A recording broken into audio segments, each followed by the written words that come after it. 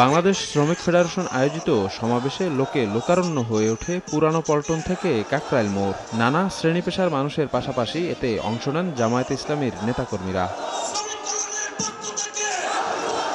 বৃহস্পতিবারের এ আয়োজনে যোগ দিয়ে জামায়াতের সেক্রেটারি জেনারেল অধ্যাপক মিয়া গোলাম পরোয়ার বলেন, কর্মক্ষেত্রে ইসলামী শ্রমনীতি চালু করলে শ্রমিকদের অধিকার রক্ষা পাবে। নতুন বাংলাদেশের লক্ষ্যে কলকারখানার উৎপাদনের চাকাকে সচল রেখে মালিক শ্রমিকের সম্প্রীতি বন্ধন অটুট রেখে আল্লাহর নবীর প্রণীত ইসলামী শ্রমনীতি কায়েম হবে।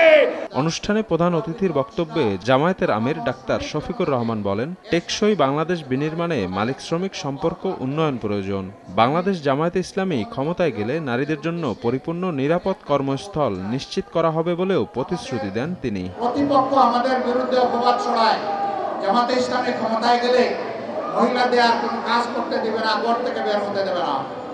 আমরা আমাদের এই বোনদেরকে নিশ্চয়তা দিচ্ছি, তারা তাদের যোগ্যতা এবং পছন্দ অনুযায়ী কর্মক্ষেত্রে কাজ করবেন। এখন তাদের কোনো সম্মান নাই, তাদের কোনো মর্যাদা নাই এবং তাদের কোনো নিরাপত্তা নাই। সেই রাষ্ট্রে ইনশাআল্লাহ তাদের মর্যাদাও আমরা কায়েম করব, তাদের নিরাপত্তাও নিশ্চিত করা হবে ইনশাআল্লাহ।